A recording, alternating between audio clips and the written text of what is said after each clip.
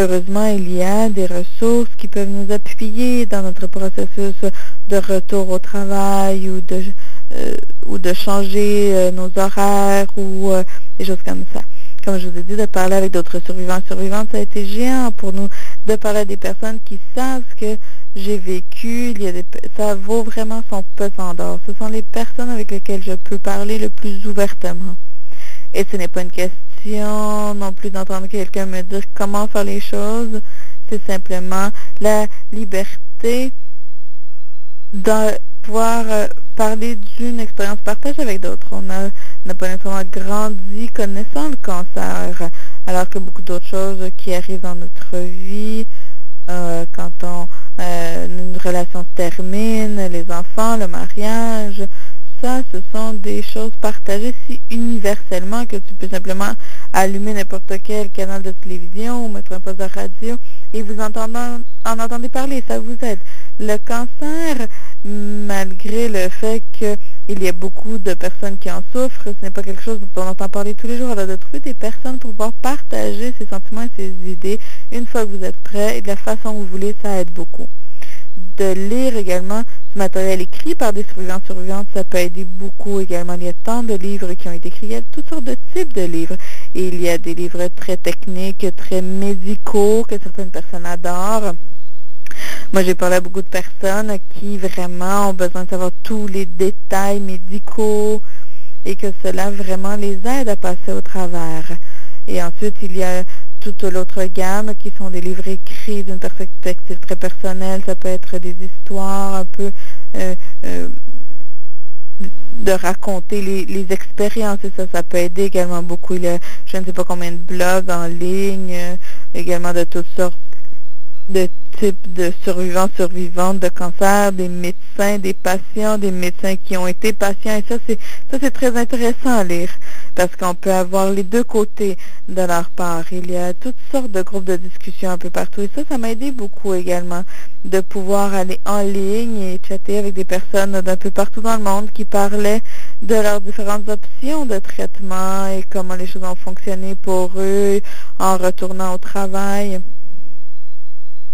Et vous voulez peut-être même écrire votre propre matériel de survivant. Il y a tout un marché pour cela. Peut-être que vous voulez publier quelque chose et gagner votre vie avec ça. Peut-être commencer votre propre blog. Ça peut être vraiment thérapeutique de mettre vos idées là-dedans. Il y a des blogs et des communautés qui vous permettent de communiquer avec vos amis et vos familles, les garder à jour et cela peut vous aider d'une autre façon. Ça peut amener les personnes à savoir ce qui arrive ou à leur dire écoutez, c'est pas le meilleur moment pour communiquer avec moi, j'ai besoin d'un peu de temps toute seule, de parler avec des groupes d'appui, de participer à des ateliers. Tous ces endroits où vous pouvez rencontrer et être avec d'autres survivants ou des personnes qui comprennent vos préoccupations, ça vous aidera à vous ouvrir là-dessus et de comprendre ce qui est important pour vous. Vous allez peut-être même considérer l'idée de commencer votre propre groupe. Où j'étais, il y avait un groupe de patients de lymphome, des jeunes qui voulaient rencontrer d'autres jeunes parce que les lymphomes affectent normalement des personnes plus âgées, même si de plus en plus ça atteint des jeunes. Mais ils trouvaient qu'il n'y avait rien qui fonctionnait pour eux, alors ils ont créé leur propre groupe avec à l'hôpital Sainte-Margaret et maintenant le groupe a grandi. Et si vous ne pouvez pas trouver le type d'appui que vous voulez, s'il y a quelque chose de spécifique que vous cherchez, il y a sûrement quelqu'un d'autre comme vous quelque part et c'est souvent facile. Vous parlez avec les organisations avec lesquelles vous êtes associé ou votre hôpital, vous créez un groupe et vous commencez à parler. Il y a également des coachs professionnels. Moi, je connais plusieurs survivants de cancer qui sont maintenant des coachs de carrière. Et c'est une façon assez intéressante d'approcher le coaching, la vie en tant que survivant et le travail. Certaines personnes pensent que les objectifs qu'ils doivent amener pour le coaching, c'est je veux cet emploi, je veux cette promotion. Mais non, pas nécessairement. Beaucoup de personnes viennent me voir simplement en disant je veux simplement améliorer ma vie d'une façon ou d'une autre. Et un coach les aidera à essayer de voir ce que cela signifie. Ensuite, les aideront à faire les pas nécessaires pour aller vers cela. Faire du volontariat est également une excellente façon d'avoir de l'appui. C'est également une alternative au travail pendant que vous considérez encore l'idée de retourner au travail. Vous essayez de voir ce que vous voulez faire. Vous amenez vos instincts, vous guidez où vous voulez faire du volontariat. Moi, j'ai travaillé sur les premières lignes avec les patients. Je fais également de l'appui aux patients avec la Fondation canadienne pour le cancer, également Relais pour la vie, d'autres initiatives de ce genre-là. Et cela réellement m'a permis de parler avec d'autres survivants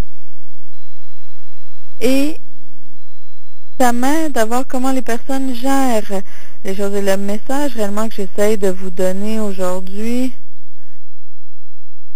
c'est que le plus de personnes avec lesquelles vous parlez, le plus de personnes, ça va vous aider. Les survivants réellement veulent parler avec d'autres. Alors, c'est aussi toujours important de parler avec votre équipe médicale. Certaines personnes vont être plus ouvertes que d'autres et garder un contact avec eux, c'est important pour que vous puissiez toujours poser les questions quand vous avez besoin et avoir cette assurance dont vous avez besoin quand vous avez simplement besoin d'un peu d'aide pour continuer. Et c'est également d'avoir les réponses dont vous avez besoin. Ce qui m'a aidé, c'est que le coordonnateur des transplantations avait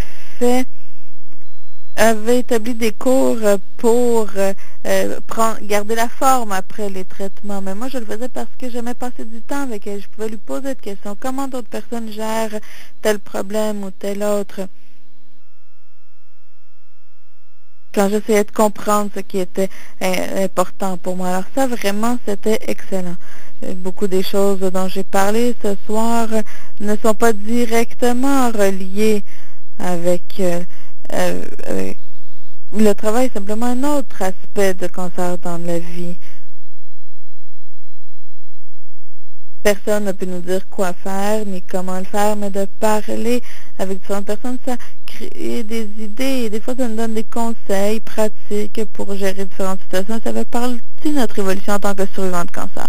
C'est important d'essayer d'écouter notre intuition et de la suivre même si c'est une direction que vous n'aviez jamais pensé auparavant.